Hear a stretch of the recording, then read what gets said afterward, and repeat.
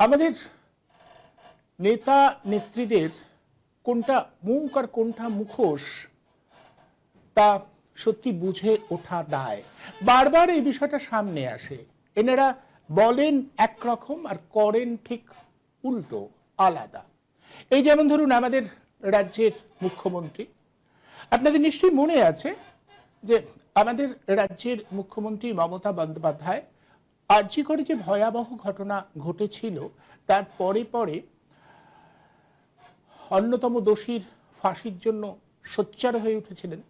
তিনি বেশ সোচ্চারে এটা বলতে শুরু করেছিলেন যে যেখানে ফাঁসির ঘটনা হবে যত দ্রুত সম্ভব দোষীকে ফাঁসিতে ঝুলিয়ে দিতে হবে, যেখানেই ধর্ষণের ঘটনা ঘটুক যত দ্রুত সম্ভব যে দোষী তাকে ফাঁসি কাটে ঝুলিয়ে দিতে হবে। আমাদের শুনে মনে হচ্ছিল যে ধর্ষণের বিরুদ্ধে মুখ্যমন্ত্রী বোধহয় একটা কড়া অবস্থানের জায়গা থেকেই এমন প্রতিক্রিয়া জানাচ্ছিলেন। আমরা আমাদের মতো করে সমালোচনা করে বলছিলাম যে তড়িঘড়ি ধর্ষককে চিহ্নিত করবার চেষ্টা করা হলে অনেক ভুল থেকে যাবে। ফাঁসি দিলে যদি ভুল হয়ে যায় সেটা মারাত্মক হতে পারে, কারণ একজনকে ফাঁসি দেওয়ার পর তাকে ফিরিয়ে আনা যায় না। কিন্তু কোথাও কোথাও এই যুক্তি আসছিল যে ধর্ষণের বিরুদ্ধে খুব কঠিন একটা অবস্থান রাখতে চান বলেই মুখ্যমন্ত্রী এমন প্রতিক্রিয়া দিচ্ছেন। আর তার ভ্রাতুষ্পুত্র তৃণমূল কংগ্রেসের সর্বভারতীয় সাধারণ সম্পাদক, তিনি তো আরও এক ধাপ এগিয়ে এসে আরজিকর ঘটনার পরিপ্রেক্ষিতে বলেছিলেন যে এই ধরনের ঘটনা যারা ঘটায় তাদের এনকাউন্টারে মেরে দেওয়া উচিত, অর্থাৎ কোনো বিচার কোনো যাচাই করবার দরকার নেই, সঙ্গে সঙ্গে একেবারে দ্রুত অ্যাকশন নিতে হবে।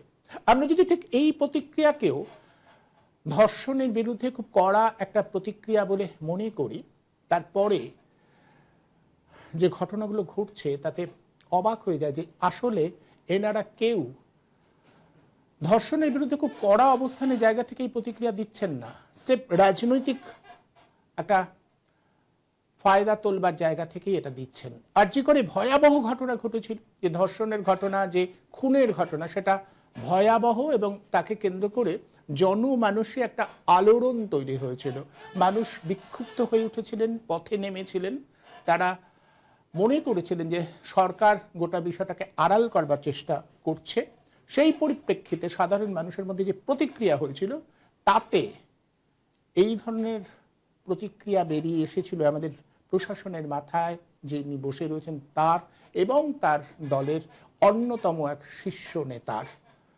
কিন্তু কার্যক্ষেত্রে যখন সময় আসে দেখা যায় যে এনারা আসলে যতই ধর্ষণের বিরুদ্ধে কড়া অবস্থানের কথা বলুক, নিজেদের ক্ষেত্রে বা নিজেদের দলের কেউ এই ধরনের ঘটনা ঘটালে প্রতিক্রিয়া দেন না। আমার স্ক্রিনে ছবিটা দেখা যাচ্ছে, কয়েক সেকেন্ডের ছবি, 40 সেকেন্ডের মতো এই ছবিটা। এই ছবিতে একেবারে পরিষ্কার মাত্র কয়েকদিন আগে ঘটনাটা ঘটেছে পশ্চিম মেদিনীপুরের একটা জায়গায়। সেখানে একজন গ্রাম পঞ্চায়েতের সদস্য পার্টি অফিসে ডেকে নিয়ে এসে এক মহিলাকে ধর্ষণ করেছে এমন অভিযোগ উঠেছে। গোটা বিষয়টা নিয়ে ইতিমধ্যেই আলোচনা শুরু হয়ে গেছে, চর্চা শুরু হয়েছে, কিন্তু এখনো পর্যন্ত এই ভয়ঙ্কর অপরাধ যিনি করেছেন তিনি তৃণমূলের একজন সদস্য, গ্রাম পঞ্চায়েত সমিতির সদস্য এবং ওখানকার তৃণমূলের একজন দাপুটে নেতা। দুজনের বিরুদ্ধেই ভয়ঙ্কর অভিযোগ। অন্য কেউ নয়, ওই এলাকার যে তৃণমূল কর্মী সমর্থকরা রয়েছেন তারাই জানিয়েছেন যে একেবারে পার্টি অফিসে ডেকে নিয়ে এসে এক মহিলাকে ধর্ষণ করা হয়েছে। এরপরে থানায় অভিযোগ দায়ের করেছেন ওই ধর্ষিতা মহিলার স্বামী। তিনি বলেছেন কি মর্মান্তিকভাবে তার স্ত্রীর উপরে অত্যাচার চালানো হয়েছে একেবারে পার্টি অফিসের মধ্যে। তৎসত্ত্বেও পুলিশ এখনো পর্যন্ত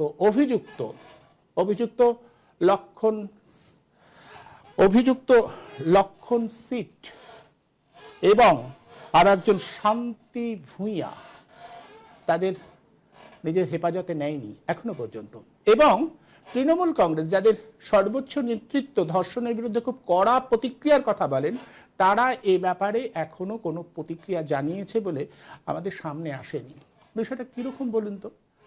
একদিকে যখন জনমানুষ উত্তাল হবে, তখন ফাঁসি চাই বলে জনমানুষকে প্রশমিত করবার একটা প্রয়াস চলবে, অন্যদিকে সামগ্রিক অবস্থানে এত বড় একটা ঘটনা পার্টির ভিতরে, পার্টি অফিসের মধ্যে, আমি পুরো ছবিটা আবারও আপনাদের দেখতে বলবো। দেখুন, এই মহিলারা দাঁড়িয়ে রয়েছে, একেবারে অচৈতন্য অবস্থায় পড়ে রয়েছে পার্টি অফিসের ভেতরে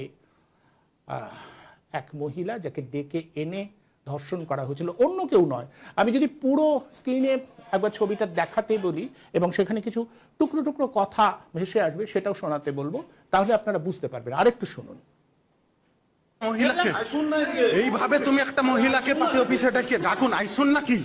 হ্যাঁ শালা, পার্টি অফিসে তুমি একটা মহিলাকে এরকম করে রেপ করোটো, শালা আইসে আমরা ছাড়াই দিই। হ্যাঁ, তুমি একটা অঞ্চল সভাপতি হয়ে এরকম করোটো, বাবু হাত জোড়ো। হ্যাঁ শালা, আমরা কি করে মুখ দেখাইবো? পার্টি অফিসে আইসবো কি করে? হ্যাঁ, তোমরা একটা সবার হাত তুলো। তোরা এত বড় একটা কাজ করার পরে আইসা আবার মার গায়ে হাত তুলো তো এখানে? হ্যাঁ, হাত তুলেনি, কেউ হাত তুলেনি, সবাই দেখছে এখানে হাত তুলছে না তুলেনি, হাত তুলছে না তুলেনি সেটা দেখছে। ঠিক আছে, মিথ্যা ভিডিও হবে, সবাই দেখছে, এরা সবাই দেখছে এখানে মার গায়ে হাত তুললো কিনা, এখানে এতজন সবাই আছে, সবাই দেখছে। ঠিক আছে, মার গায়ে হাত তুলছে, সবাই দেখছে এখানে। ঠিক আছে, তোরা সবাই দেখছে, তোরাই এই এখানে এসে তোরাই গন্ডগোলটা করলু, মারলু তোরা। ঠিক আছে, পরিষেবা পাঠে তোরা এসে মাকে মারলু এখানে হসপিটালের ভিতরে। ভাই মারুন, নাটক করু তু, কাই মারছি? হ্যাঁ, আমাকেও মারছু, মাকেও মারছু, আমাকেও মারছু, মাকেও মারছু, আমাকেও মারছু, মাকে মারছু। সবাই দেখছে, সবাই দেখছে, সবাই দেখছে এখানে। ঠিক আছে, সবাই মিলে দেখছে এখানে। এরা এসে মারামারি করেনি এখানে? বলো তো, মারামারি করেন? মাকে মারেনি, আমাকে মারেনি? হ্যাঁ, অঞ্চল সভাপতি লোক কিছু মারেনি? তাহলে বলো কেন কি তারা কিছু করেনি?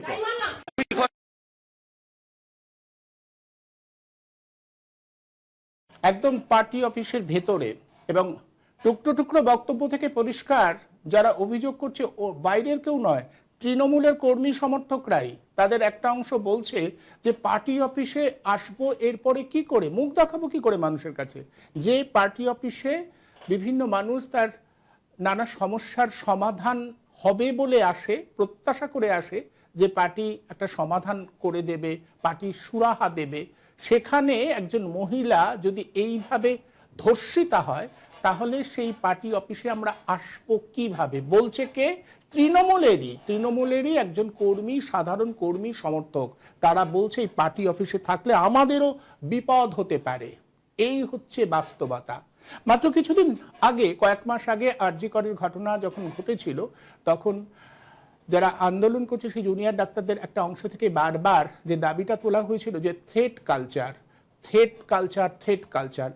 আমাদের শাসক দলের নেতা নেত্রীরা কটাক্ষ করেছিলেন এই থ্রেট কালচার শব্দটাকে কেন্দ্র করে। তারা বলেছিলেন এই ধরনের একটা হাওয়া তৈরি করা হচ্ছে। আমি বলছি শুধু থ্রেট কালচার না, গোটা রাজ্য জুড়ে ধর্ষণেরও একটা সংস্কৃতি তৈরি করা হয়ে গেছে। এই ধর্ষণ সংস্কৃতিটা সর্বত্র ছড়িয়ে দেওয়া হচ্ছে।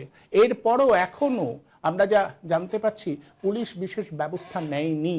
যে ধারায় অপরাধীদের চিহ্নিত করা উচিত ছিল, যে ধারা দিয়ে অবিলম্বে অপরাধীদের হেফাজতে নেওয়া উচিত ছিল, সেটা করা হয়নি। অথচ এই মহিলার স্বামী ইতিমধ্যেই অভিযোগ দায়ের করেছেন এবং বলেছেন কিভাবে তাকে ডেকে এনে একটা বিষয়ের মীমাংসা করে দেব, এই প্রতিশ্রুতি দিয়ে ডেকে এনে তার উপরে পাশবিক অত্যাচার করা হয়েছে। শুধু তাই নয়, আমরা যেটা জানতে পেরেছি যে এই মহিলার যৌনাঙ্গে পাথরের কুচি ঢুকিয়ে দেওয়া হয়েছে। কারণটা হচ্ছে ভয় দেখাতে হবে, ভীত সন্ত্রস্ত করে তুলতে হবে। এই হচ্ছে রাজ্যের শাসক দলের একদল কর্মী সমর্থকদের চেহারা। এরা মানুষের উপকার করবে, এরা মা মাটি মানুষের কথা বলে, মা মানুষের নাম করে এইভাবে অত্যাচার চালায়। আর প্রশাসনের মাথায় যারা, তারা চুপ করে বসে থাকেন। আচ্ছা, এইভাবে যদি চলতে থাকে, বারবার আমরা তো দেখেছি যে গোটা রাজ্যে ধর্ষণের যে ঘটনা ধারাবাহিকভাবে ঘটে যাচ্ছে। আরজি করের ঘটনাটা একটা আলোড়ন তুলেছিল, মানুষ পথে নেমেছিলেন, বিভিন্ন সংগঠন পথে নেমেছে, একত্রিত হয়ে চিকিৎসকদের একটা অংশ পথে নেমেছিলেন। সেই পরিপ্রেক্ষিতে কিছুটা ভয়ে, কিছুটা পেছিয়ে গিয়ে একটা রক্ষণাত্মক ভূমিকা নেবার চেষ্টা করেছিল রাজ্যের শাসক দলের নেতা নেত্রীরা। কিন্তু তারপর আবারও যখন গোটা বিষয়টা একটু চেপে দেওয়া গেছে, আবারও তারা স্বমহিমায় সামনে আসছেন। একবার বলছেন না কেউ যা হচ্ছে ঠিক হচ্ছে না, এই সংস্কৃতিটা আমাদের বাংলা সংস্কৃতি নয়। এইভাবে যদি চলতে থাকে কোথায় পৌঁছবো আমরা? আমরা ঠিক এখানেই বুঝতে চাইবো যে প্রশাসনের মাথায় যিনি বসে রয়েছেন তিনি যা বলেন আর কাজে যা হয় তার উল্টো। আসলে তিনি ফাঁসি চাই বলে যেটা বলছেন সেটা শুধুই নাটক। অনেকেই বলেন তিনি নাটককে অভ্যস্ত, তিনি নাটকীয় একটা আবহ তৈরি করতে বরাবরই খুব দক্ষ। আর এই ঘটনা তো প্রমাণ করছে যে সত্যিই তো এত বড় একটা ঘটনার পরেও রাজ্যের নেতৃবৃন্দের তরফে কোনো প্রতিক্রিয়া নেই। কেন? এনকাউন্টারে মেরে দেওয়ার কথা বলেছিলেন আমাদের রাজ্যের অন্যতম শাসক দলের অন্যতম প্রধান নেতা। ইদানিং অবশ্য তাকে কেউ আর সেনাপতি বলছে না, কিন্তু তিনিই তো বলেছিলেন। এক্ষেত্রে তিনি কি বলবেন? তিনি চুপ করে আছেন কেন? তিনি জানেন না গোটা ঘটনাটা? এই ঘটনার ভয়াবহতা সম্পর্কে কোনো সন্দেহ আছে বুঝি? আমাদের এই প্রশ্নটা ভাবাচ্ছে যে এই সংস্কৃতি যদি ক্রমশ ছড়াতে থাকে কোথায় কোথায় আমরা যাব? এত বড় একটা ঘটনা, পার্টি অফিসের মধ্যে ডেকে নিয়ে এসে এক মহিলাকে ধর্ষণ করা হচ্ছে। তারপরে সেই মহিলা যখন তার স্বামী যখন অভিযোগ দায়ের করছেন, তারপরে পুলিশ প্রশাসনের তরফে সেরকম ব্যবস্থা নেওয়া হয় না, যদিও একটা তদন্ত শুরু হয়েছে।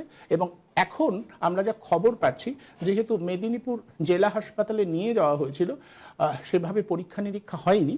স্থানীয় তৃণমূলের শাসক দলের নেতারা এটা প্রচার করতে শুরু করে দিয়েছে যে মিথ্যা প্রচার করা হচ্ছে, ওরকম কিছু ঘটেনি, মেডিকেল রিপোর্টে তেমন কিছু আসেনি। এইভাবে তারা গোটা বিষয়টাকে সাজাবার চেষ্টা করছে। এই সাজানো শব্দটাও আমাদের নিশ্চয়ই মনে থাকতে পারে যে আমাদের রাজ্যের প্রধান প্রশাসনিক ব্যক্তি যিনি, তার খুব পছন্দের শব্দ সাজানো। তিনি সাজানোর সংস্কৃতিটাও সর্বত্র ছড়িয়ে দিতে পেরেছেন। আমাদের ঠিক এখানেই প্রশ্ন, এভাবে যদি চলতে থাকে, এভাবে যদি হয়, আর রাজ্যের অন্যান্য নাগরিকরা সব দেখেও যদি মুখ বুজে থাকেন, কোথায় যাব, কোথায় পৌঁছবো আমরা?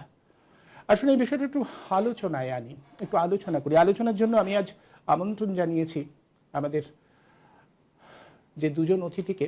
আসুন প্রথমে তাদের সঙ্গে পরিচয় করাই। আমাদের সঙ্গে রয়েছেন কংগ্রেসের খুব একনিষ্ঠ কর্মী প্রসেনজিৎ মজুমদার, এবং আমাদের সঙ্গে রয়েছেন পেশায় আইনজীবী আনিসুর রহমান। আনিসুর বাবুর কাছে আমি প্রথম আসবো। আনিসুর বাবু, এক্ষেত্রে যে ঘটনাটা আপনি দেখলেন, একেবারে অচৈতন্য অবস্থায় পার্টি অফিসের মধ্যে পড়ে রয়েছে, একজনের সৌজন্যে আমি এই ক্লিপসটা পেয়েছি, এই ভিডিও ক্লিপসটা আমার কাছে এসেছে, কারো সৌজন্যে, তার প্রতি আমি কৃতজ্ঞতা জানাচ্ছি। এবং একই সাথে আপনার কাছে জিজ্ঞাসা যে এক্ষেত্রে আইনানুগ কি ব্যবস্থা, মানে আমরা যতদূর জানি এইরকম অভিযোগ, তারপরে লিখিত অভিযোগ জমা দিয়েছেন এই নির্যাতিতার স্বামী, তারপরে তো পুলিশের স্বতঃপ্রণোদিতভাবে এগিয়ে এসে গোটাবে এবং হেফাজতে নেওয়া উচিত ছিল। এই যাদের বিরুদ্ধে অভিযোগ তাদেরকে হেফাজতে নেওয়া উচিত ছিল, এখনো তারা বাইরেই আছে।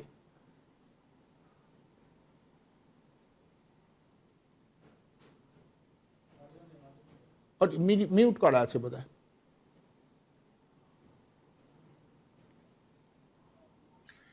পশ্চিম মেদিনীপুরের নারায়ণগড়ের মকরমপুর এলাকায় একটি তৃণমূলের অঞ্চলের পার্টি অফিসে এরকম একটা ঘটনার কথা সোশ্যাল মিডিয়াতে বেশ গত 2-3 দিন, রবিবার, সোমবার, মঙ্গলবার, 3 দিন কাগজে রিপোর্ট হয়েছে, কাগজে রিপোর্টও হয়ে গেছে, বিভিন্ন খবরের কাগজে এসছে, বিভিন্ন মিডিয়াতে এটা প্রচার হয়েছে। কিন্তু আমরা জানি যে ধর্ষণের যে অভিযোগ করা হয়েছে, একজন ব্যক্তি বলছেন, এবং সেটা গ্যাং রেপের কথা বলা হয়েছে।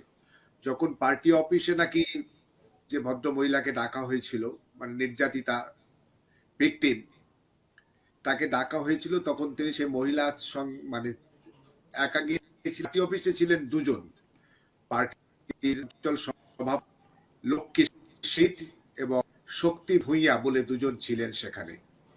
এবং সেখানে পরবর্তীকালে তৃতীয় ব্যক্তি প্রবেশ করে, মানস ভূঁইয়া তার নাম, সে এবং তার মা, এবং তারই কণ্ঠস্বর আমরা শুনলাম যে সে বলছে যে একটা মহিলাকে পার্টি অফিসে ডেকে এনে এইভাবে খারাপ কাজ করা হচ্ছে, আমরা এই পার্টি অফিসে ঢুকবো কি করে। অর্থাৎ মনে করা হচ্ছে তিনি, সেই মানস ভূঁইয়া, তিনিও হচ্ছেন তৃণমূলের সদস্য বা সমর্থক। কিন্তু আমরা এই পর্যন্ত যা জানতে পারছি, এই মানস ভূঁইয়া নাকি ইতিমধ্যে গ্রেপ্তার হয়েছে। লক্ষ্মী সিট বা শক্তি ভূঁইয়া তারা কেউ গ্রেপ্তার হয়নি, এবং দেখা যাচ্ছে যে তাদের বিরুদ্ধে তারা যে রেপের কথা বলা হয়েছিল তার হয়েছে, হয়েছে নির্যাতিতার, এবং সেই মেডিকেলে নাকি কোনো রকম শারীরিক হেরস্তা, শারীরিক নির্যাতন বা রেপ বা ধর্ষণের কোনো রকম কোনো প্রমাণ নাকি পায়নি। কিন্তু সেটা তো ডাক্তারবাবুরা বলে না, বলতে পারে না, কারণ সেটা একটা তদন্তাধীন বিষয়, এবং পাঠিয়েছে একদম সুপ্রিম কোর্টের এই বিষয়ে স্পষ্ট নির্দেশ আছে। হ্যাঁ, মেডিকেল রিপোর্টের জন্য পুলিশ পাঠিয়েছে, পুলিশই নিয়ে যায় ভিকটিমদেরকে আপনার মেডিকেল রিপোর্টের জন্য। তারপরে ডাক্তাররা সে মেডিকেল করেন, এবং তারপরে সেই ডাক্তাররা তাদের সেই মেডিকেল রিপোর্ট সেটা আবার পুলিশের কাছেই চলে যায়। ফলে ধৃতিমান সরকার যিনি আছেন পশ্চিম মেদিনীপুরের এসপি, তিনিও এই ব্যাপারে বিবৃতি দিয়েছেন। সামগ্রিকভাবে তিনিও ধর্ষণের যে অভিযোগ, সেখানে নাকি মেডিকেল রিপোর্টে প্রমাণ পাওয়া যায়নি, কিন্তু সামগ্রিকভাবে একটা এফআইআর হয়েছে, এবং সেই এফআইআর এ যদি শুধু রেপ কোনো একজন রেপ করে থাকে, সেটা কিন্তু 64 যে আমাদের নতুন আইন হয়েছে ভারতীয় ন্যায় সংহিতা, সেই 64, যেটা আগে 376 ছিল আইপিসি ইন্ডিয়ান পেনাল কোডের, সেখানে কিন্তু এখন যে আইন, নতুন আইনে মানে যদি 376 হয়, একজন তাহলে রেপ করে, তাহলে কিন্তু 10 বছর, কমপক্ষে 10 বছর সাজা, 10 বছর থেকে লাইফ ইমপ্রিজনমেন্ট হবে। কিন্তু সেটা যদি গ্যাং রেপ, সেখানে দুজনের অভিযোগ করা, যে দুজনের বিরুদ্ধেই তারা রেপ করেছে, তাহলে কিন্তু সেটা গ্যাং রেপ হয়ে যাবে। গ্যাং রেপ হওয়ার কারণে সেটা কিন্তু, যেটা আগে ছিল 376 ইন্ডিয়ান পেনাল কোডের, এখন সেটা 71 গেছে ভারতীয়। সেখানে কিন্তু সর্বনিম্ন 20, সর্বোচ্চ 20 বছর, সর্বোচ্চ কিন্তু মানে আপনার যাবজ্জীবন। এরকম একটা অভিযোগের প্রেক্ষিতে সেখানে কিন্তু কাউকে কোনো নোটিশ দেওয়া, কাউকে ডাকা, কারো জিজ্ঞাসাবাদের কিন্তু কোনো কারণ বা জায়গা নেই। সেখানে কিন্তু সরাসরি তাকে কিন্তু গ্রেপ্তার করা যেতে পারে, আইনেই সেটা বলছে, কারণ 7 বছরের বেশি সাজা প্রত্যেকটা ক্ষেত্রেই। তা সেখানে কোনো নোটিশ তো দেওয়ার প্রশ্নই ওঠে না, অভিযোগ তাদেরকে গ্রেপ্তার করা দরকার ছিল। কিন্তু গ্রেপ্তারের সাপেক্ষে যে ডকুমেন্টস, সেগুলো অবশ্যই বিবেচনা করে আদালতে জামিন দেওয়া বা না দেওয়া সেটা আদালতের সিদ্ধান্তের অধীন।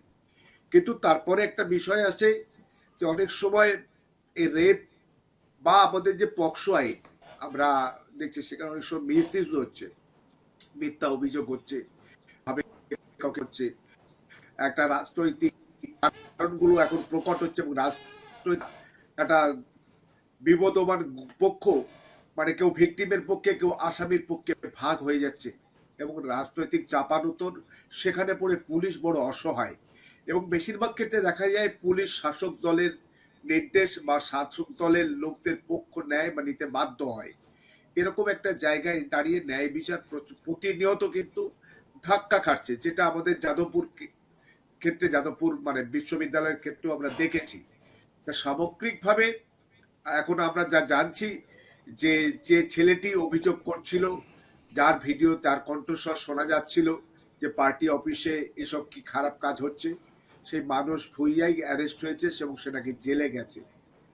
যাই হোক, সামগ্রিকভাবে আজকে রাজ্য সরকার, মানে এটার পিছনে কি এটা হতে পারে, যেহেতু ভিডিওটা ছেড়েছে এবং এই ভিডিও মারফতই গোটা বিষয়টা সামনে আসছে, একটা ইয়ে পাওয়া যাচ্ছে। ব্যাপারটা হচ্ছে এই অভিযোগটা, এফআইআরটা করেছে যতদূর জানা যাচ্ছে, যে ভিকটিমের স্বামী এফআইআর করেছে গত রবিবার, হ্যাঁ, থানাতে, নারায়ণপুর থানাতে স্বামী অভিযোগ করেছে। কিন্তু মূল বক্তব্য বা মূল অভিযোগটা বা পাদপ্রদীপের আলোয় নিয়ে আসার মূল কারিগর বা ভিডিও তোলার মূল কারিগর কিন্তু এই হচ্ছে মানস ভূঁইয়া। এবং তাকেই কিন্তু অভিযোগ করা হয়েছে। কারণ হচ্ছে যে তৃণমূল নেতা যাদের বিরুদ্ধে অভিযোগ, সেই অঞ্চল সভাপতি, তারাও কিন্তু পাল্টা অভিযোগ করেছেন এই মানস ভূঁইয়া এবং তার মায়ের বিরুদ্ধে মিথ্যা প্রচার এবং মিথ্যা প্রপাগান্ডা ছড়ানোর যে অভিযোগ, এবং তার ভিত্তিতে কিন্তু মানুষ বেশ হয়েছে। তৃণমূলের যে বিরুদ্ধের অভিযোগ, তারা কিন্তু কেউ অ্যারেস্ট হয়নি বলে জানা যায়। তা সামগ্রিকভাবে পুলিশ নিরপেক্ষভাবে তদন্ত করুক, সে শাসক দলের হোক বা যে কোনো দল মত নির্বিশেষে, কোনো রং না দেখে যারা এই অন্যায় বা অপকর্ম যদি করে থাকে তাদের সাজা হওয়া দরকার। কিন্তু আবার কোনো কোনো ক্ষেত্রে এটাও মাথায় রাখতে হবে যে মিথ্যা অভিযোগে কাউকে ফাঁসানোর চেষ্টা যেন না হয়। এটা রাজনীতির নেতাদের একটা কালচার হয়ে গেছে। কেউ অন্যায় বা অপকর্ম করলে সে যদি আমার পার্টির লোক হয়, তার পাশে দাঁড়া বা তার হয়ে গলা ফাটানোর এটা রেওয়াজ বাংলায় ভীষণভাবে এখন তৈরি হয়েছে। এটা কিন্তু একটা ভয়ঙ্কর ব্যাপার। ফলে সেখানে আইনের শাসনকে বলবৎ করা পুলিশের পক্ষে খুব কঠিন হয়ে যায়। যাই হোক, আমরা মনে করি এবং বিশ্বাস করি নারায়ণগড়ে যেটা ঘটেছে বা যেটা যেভাবে তোলপাড় হচ্ছে বিভিন্ন রাজনৈতিক দলের মধ্যে চাচ্ছে, সত্য সামনে আসুক, পুলিশ নিরপেক্ষভাবে কাজ করুক। এবং আমরা যতদূর জেনেছি যে ইতিমধ্যে বিষয়টা হাইকোর্টের শরণাপন্ন হতে চলেছে ভিকটিম এবং তার পরিবার। ভিকটিম ইতিমধ্যে আপনার মকরমপুর প্রাথমিক স্বাস্থ্য কেন্দ্র থেকে মেদিনীপুর হাসপাতালে ভর্তি আছে বলে জানলাম। মেদিনীপুর হাসপাতালে যদি তার অসুস্থতা, আমি দ্রুত আরোগ্য কামনা করছি এবং একই সঙ্গে দাবি করছি যে পুলিশের নিরপেক্ষ ভূমিকা। এবং অনেক ক্ষেত্রে এটাও আমি সত্যি বলে আমি দেখেছি, আমি জানি, আমি আইনের প্র্যাকটিস করতে গিয়ে আইনের ছাত্র হিসাবে গত 30 বছরে, যে অনেক সময় পুলিশের নির্দেশ মোতাবেক ডাক্তাররাও কিন্তু পোস্টমর্টেম রিপোর্ট তৈরি একদম পর্যন্ত মানে করে দেয়, সেখানে রেপ হওয়া বা না হওয়া এটা তো খুব আকছার ব্যাপার। এটাই তো মারাত্মক, এটাই তো মারাত্মক। এটা আমরা তো খুব পরিষ্কার দেখছি। আমার কাছে এরকমও যারা আছে যে মেয়েটির স্বাভাবিক মৃত্যু হয়েছে, কিন্তু পুলিশ বলে তোকে আমি রেপ কেসে, তোকে মার্ডার কেসে ফাঁসাবো বলে পোস্টমর্টেমে পাঠাবার সময় ডেড বডির শুধু ঠোঁটে কিছু বিষ লাগিয়ে দিল। অথচ তার পেটে বিষ নেই, তার ঠোঁটে বিষ আছে। এরকম কিন্তু আমরা পোস্টমর্টেম রিপোর্ট দেখেছি।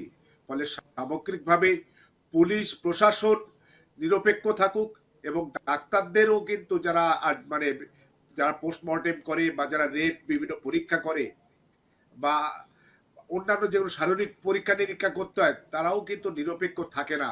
পুলিশের নির্দেশ বা পুলিশের চাহিদা মতো তাদের রিপোর্ট বা বক্তব্য বহু ক্ষেত্রে তৈরি করতে হয়।